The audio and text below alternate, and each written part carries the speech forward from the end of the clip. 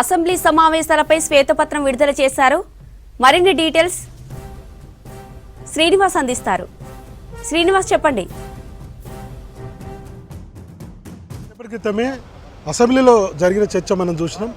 ఈరోజు తెలంగాణ రాష్ట్ర ఆర్థిక పరిస్థితుల మీద స్వల్పకాలిక చర్చ. అంటే రాష్ట్రం గత 10 ఏళ్లలో మన రాష్ట్ర అభివృద్ధి ఎట్లా ఉండే, అప్పులు ఎన్ని ఉన్నాయి, ఆస్తులు ఎన్ని ఉన్నాయి, సో ఓవరాల్గా ఒక శ్వేతపత్రం విడుదల చేయాలని కాంగ్రెస్ ప్రభుత్వం నిర్ణయం తీసుకుంది. అందులో భాగంగానే ఈరోజు అసెంబ్లీలో ఈ శ్వేతపత్రాన్ని పెట్టింది. మనకు కనపడుతుంది కదా, ఇది శ్వేతపత్రం. మొత్తం 42 పేజీలు ఉంటుంది. ఈ 42 పేజీలలో మొత్తం ఈ 10 ఏళ్లలో అప్పటి బీఆర్ఎస్ ప్రభుత్వము తీసుకున్నటువంటి నిర్ణయాలు, చేసినటువంటి అప్పులు, ఇవన్నీ కూడా చాలా క్లియర్గా మొత్తం బాక్స్ వైజ్గా ఈ 10 ఏళ్ల పాటు ఉన్నటువంటి అప్పులు కూడా అన్నీ కూడా ఇందులో మొత్తం కూడా మెన్షన్ చేశారు. అయితే వాస్తవానికి దీని మీద చర్చ కొనసాగాలి. మనకు తెలిసినటువంటి విషయమే. ఇందాక మనం అసెంబ్లీ చూసినాం. కొంత సమయం కావాలన్నారు. ఎందుకంటే 42 పేజీలలో ఇదంతా కూడా మీరు ఈ అంశాలన్నీ పెట్టారు కాబట్టి ప్రతిపక్ష నేతలు మాకు సమయం కావాలని అడిగాయి. స్పీకర్ కూడా దానికి ఒప్పుకున్నారు. మొత్తానికి ఈ 40 నిమిషాలు లేదంటే 30 నిమిషాల్లో ఈ శ్వేతపత్రాన్ని అంతా కూడా చదవబోతున్నారు. ఇక 2-3 అంశాలు చూద్దాం మనం ఒకసారి. ఇందులో చూస్తే తెలంగాణ రాష్ట్రము ఏర్పడ ముందు పరిస్థితి ఎట్లా ఉంది, తర్వాత తెలంగాణ రాష్ట్రం ఏర్పడిన తర్వాత పరిస్థితి ఏందనే దాని మీద చాలా క్లియర్ కట్గా అంకెలతోటి ప్రజలకు, సాధారణ ప్రజలకు కూడా, చదువుకునే వాళ్ళకు కూడా అర్థమయ్యే రీతిలో ఈ శ్వేతపత్రం ఉంది. ఇప్పుడు రాజకీయ పార్టీలు చెప్తుంటాయి శ్వేతపత్రం విడుదల చేయాలి, మీరు ఒక వైట్ పేపర్ విడుదల చేయండి అని ప్రతిసారి ప్రభుత్వాల మీద ఒత్తిడి తీసుకొస్తూ ఉంటాయి. సో ఎంత ఖర్చు చేశారు ఏందనేది ఒక క్లియర్ కట్గా చెప్పండి అని చెప్పి రాజకీయ పార్టీలు కావచ్చు, ప్రజా సంఘాలు కావచ్చు పదే కోరుతూ ఉంటాయి. అట్లాంటిదే ఈ శ్వేతపత్రం. సో ఈ శ్వేతపత్రంలో ఒక 3-4 అంశాలు చూద్దాం. చాలా అంశాలు ఉన్నాయి లెక్కలకు వెళ్తే. అయితే ముందుగా తెలంగాణలో 2014-15లో తెలంగాణ రాష్ట్రం ఏర్పడక ముందు, అంటే అప్పుడు కాంగ్రెస్ ప్రభుత్వము ఉన్నటువంటి అప్పులు, అప్పుడు ఉన్నటువంటి పరిస్థితి ఏంటంటే 72,658 కోట్లు అప్పుడు అంటే మిగులు రాష్ట్రంగా ఉండే. తర్వాతకి మాత్రం ఇప్పుడు 6,71,757 కోట్లకు అప్పులు పెరిగాయనేది ఈ శ్వేతపత్రంలో పొందుపరిచారు. అంటే చాలా పెద్ద ఎత్తున అప్పులు పెరిగాయనేది ఒకటి. ఇంకా రెండోది ఏంటంటే బడ్జెట్కు, అంటే ఒరిజినల్ బడ్జెట్కు, తర్వాత రియాలిటీ బడ్జెట్కు, తర్వాత అప్పుడున్నటువంటి బీఆర్ఎస్ ప్రభుత్వము పెట్టినటువంటి బడ్జెట్కు 20% ఆంతర్యం ఉంది. అంటే ఇష్టం వచ్చినట్టుగా అంకెలు ఉన్నాయి తప్ప వాటిని ఖర్చు చేయలేదనేది ఈ శ్వేతపత్రంలో చెప్పారు. అంటే ఏదన్నా ఒక విద్యాశాఖకు 2,000 కోట్లు కేటాయిస్తే అవి ఖర్చు కాలేదు. ఇంకొక వైపు ఒక 20% మేర, 30% మేర వ్యత్యాసాలు కనపడుతున్నాయి. అంటే రాష్ట్ర ఆర్థిక పరిస్థితికి బడ్జెట్లో పెట్టినటువంటి పద్దులకు, అది 10 ఏళ్లలో బీఆర్ఎస్ ప్రభుత్వము చేసినటువంటి ఘనకార్యం ఇదేనటువంటి అర్థం రీతిలో వచ్చే విధంగా ఇందులో అంశాలు పేర్కొన్నారు. ఇక మరోవైపు కార్పొరేషన్లు మన తెలంగాణ రాష్ట్రంలో గతంలో ఎన్నడూ లేని విధంగా కేసీఆర్ ముఖ్యమంత్రి అయిన తర్వాత కార్పొరేషన్ల నుంచి కూడా అప్పులు తీసుకున్నారు. అందులో అప్పులు తీసుకున్న దాంట్లో కొన్ని అంశాలు పొందుపరిచారు.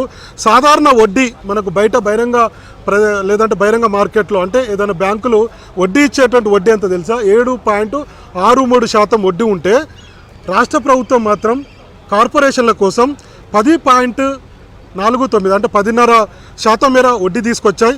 అట్లనే 9% మేర వడ్డీలకు అప్పులు తీసుకొచ్చినటువంటి పరిస్థితి ఉందనేది ఇందులో మెన్షన్ చేశారు. మనకు ముఖ్యంగా పెరుగుతున్న రుణాల చెల్లింపులు వ్యయం ఎట్లా ఉంది, తర్వాత కాళేశ్వరం కోసము ఎన్నప్పులు తీసుకున్నాం, తర్వాత సివిల్ సప్లై కోసము ఎన్నప్పులు తీసుకున్నాం అనేటువంటి విషయాల మీద దానికి వడ్డీ ఎంత అనేది శ్వేతపత్రంలో చాలా క్లియర్గా పేర్కొన్నారు. ఎగ్జాంపుల్ చూద్దాం. కాళేశ్వరం ఇరిగేషన్ ప్రాజెక్ట్ కార్పొరేషన్, ఇది దీనికోసము కార్పొరేషన్ కోసం అప్పు తీసుకుంటే 74,590 కోట్ల రూపాయలను అప్పులు తీసుకుంటే దాదాపుగా 9.69% మేర వడ్డీ చెల్లించామనేది ఈ శ్వేతపత్రంలో పేర్కొన్నారు.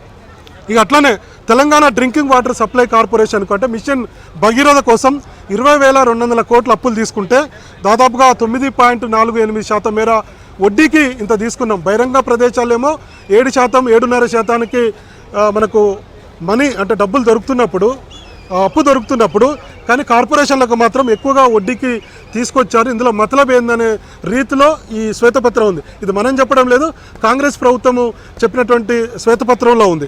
అట్లనే తెలంగాణ స్టేట్ హౌసింగ్ కార్పొరేషన్ ఉంది. దానికి దాదాపుగా 6,470 కోట్ల మేర లోన్ తీసుకున్నారు. దానికి తీసుకుంటే దాదాపుగా 9% మేర వడ్డీకి తీసుకొచ్చారు. తర్వాత Telangana state road and development corporation ఉంది. దాదాపుగా 2,951 కోట్లను అప్పుగా అంటే లోన్ తీసుకుంటే దానికి ఒక 9% మేర వడ్డీకి తీసుకున్నారు. ఇట్లా చాలా అంశాలను దీంట్లో పేర్కొన్నారు. మొత్తానికి తెలంగాణ రాష్ట్రం అప్పుల్లో కూరుకుపోయింది. దీనికి కారణము అప్పుడున్నటువంటి కేసీఆర్ ప్రభుత్వం తీసుకున్నటువంటి నిర్ణయాలు, తర్వాత బడ్జెట్ రూపకల్పనలో ఇష్టారీతిన ఇష్టం వచ్చినట్టుగా బడ్జెట్ అంకెలు పెంచి రాష్ట్ర ప్రభుత్వం యొక్క ఆర్థిక పరిస్థితి ఒకలా ఉంటే కానీ బడ్జెట్లో మాత్రం మరొకలాగా చూపించి పెద్ద ఎత్తున పద్దులు పెంచుకొని వాటిని బడ్జెట్ ఇంత పెద్ద మొత్తంలో ఉంది, రాష్ట్ర ప్రభుత్వం ఇన్ని సంక్షేమ కార్యక్రమాలు అమలు చేయబోతుంది కాబట్టి ప్రజలకు దగ్గర రీతిలో అబద్ధాలు చెప్పారనేది ఈ శ్వేతపత్రం యొక్క ఉద్దేశం. కాంగ్రెస్ ప్రభుత్వం విడుదల చేసిన శ్వేతపత్రంలో ఇవన్నీ కూడా ఉన్నాయి. బడ్జెట్ పద్దులు పెంచుకోవడం, మళ్ళీ ఇంకొక వైపు దాదాపుగా 34 శాఖలకు సంబంధించి ఎక్కడ కూడా పూర్తి స్థాయిలో ఖర్చు కాలేదు నిధులన్నీ కూడా. బడ్జెట్ ఒక 6-7 వేల కోట్లు ఏదైనా ఒక శాఖ కేటాయిస్తే దాదాపుగా 2,000 కోట్లు 3,000 కోట్లు ఖర్చు అయ్యాయి. మరి బడ్జెట్ ఏమో అంకెల గారిడి ఉంది, బడ్జెట్ పెంచి చూపెట్టారు, ఖర్చు చేసేటప్పుడు మాత్రం తక్కువ శాతం ఖర్చు అయిందనేది ఇందులో చూపెట్టారు. ముఖ్యంగా ఎస్సీ ఎస్టీ బీసీ మైనారిటీల సంక్షేమానికి ఉద్దేశించిన కార్యక్రమాలకైతే అంచనాకు తర్వాత పెట్టినటువంటి పద్దులకు ఖర్చు చేసిన దానికి చాలా తేడా ఉంది అనేటువంటి విషయాలను ఇందులో ఈ శ్వేతపత్రంలో పేర్కొన్నారు. దాదాపుగా రుణభారం అయితే అసలు చెల్లించలేనటువంటి పరిస్థితుల్లో రాష్ట్రం ఉంది. జీతాలు ఎందుకు ఇవ్వలేదు అంటే 1వ తారీఖున తెలంగాణ రాష్ట్రంలో ఉమ్మడి రాష్ట్రంలో 1వ తారీఖున జీతాలు ఇచ్చేవాళ్ళు, కానీ ఇప్పుడు తెలంగాణ రాష్ట్రం వచ్చిన తర్వాత ఎందుకు ఇబ్బంది అయింది, కారణం ఏందనేది ఈ శ్వేతపత్రంలో ఉంది. సో మొత్తానికి ఎక్కువగా కార్పొరేషన్లకు సంబంధించిన తీసుకొచ్చినటువంటి లోన్లకు అప్పులకు మాత్రమే దాదాపుగా 32-33 వేల కోట్ల రూపాయలను చెల్లిస్తున్నటువంటి పరిస్థితి ఉంది కాబట్టి జీతాలు ఇవ్వలేని పరిస్థితి ఉంది. మొత్తం అప్పుల రాష్ట్రంగా తెలంగాణ రాష్ట్రం అయిపోయింది. సో కాబట్టి ఈ విషయాలన్నీ ప్రజలకు తెలవాలనే ఈ శ్వేతపత్రాన్ని మేము ఈరోజు అసెంబ్లీలో పెట్టాం, అసెంబ్లీలో చర్చకు తీసుకొచ్చామనేది కాంగ్రెస్ ప్రభుత్వం చెప్తుంది. మరి చూడాలి, కాసేపట్లో 1/2 అవర్ అన్నారు, టీ బ్రేక్ ఇచ్చారు అసెంబ్లీకి. మరి కాసేపట్లో అసెంబ్లీ ప్రారంభం కాబోతుంది. అర్ధగంట తర్వాత ఇటు ప్రతిపక్షానికి అధికార పక్షానికి, ఎందుకంటే హరీష్ రావు ఆర్థిక శాఖ మంత్రిగా చేసి ఉన్నారు, ఆయనకు అనుభవం ఉంది.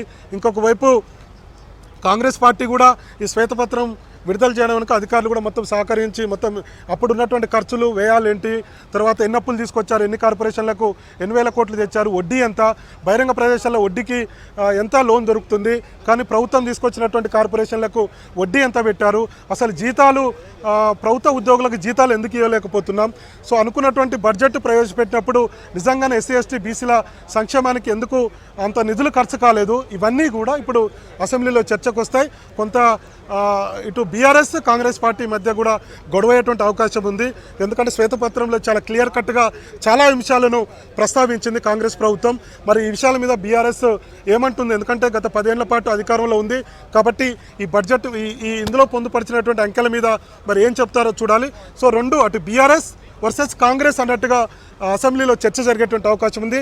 ఆసక్తి కూడా ఉంటుంది, ఎందుకంటే 10 ఏళ్ల పాటు మిగులు రాష్ట్రంగా ఉంది, చాలా రిచ్ స్టేటు తెలంగాణ అని ముఖ్యమంత్రి కేసీఆర్ అప్పట్లో ముఖ్యమంత్రిగా ఉన్నప్పుడు చాలాసార్లు చెప్పారు. పర్ క్యాపిటల్ ఇన్కమ్ కూడా చాలా ఉందని చెప్పారు.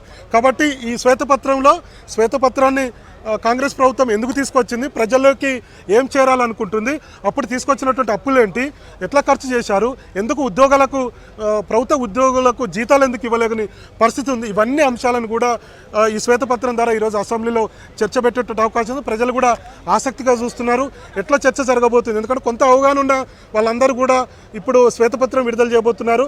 సో కేసీఆర్ గతంలో తీసుకొచ్చిన అంటే ఎట్లాంటి కార్యక్రమాలు అమలు చేశారు, కాంగ్రెస్ ప్రభుత్వం ఎందుకు ఈ శ్వేతపత్రాన్ని తీసుకొచ్చింది అనేటువంటి దాని మీద కూడా ప్రజలు ఆసక్తితో ఉన్నారు. ప్రజా సంఘాలు ఉన్నాయి, చాలామంది కూడా రాజకీయ పార్టీల నేతలు, ఏమాత్రం రాజకీయం చేసిన తెలిసిన వాళ్ళు అందరూ కూడా ఇంట్రెస్ట్ తోటి ఉన్నారు.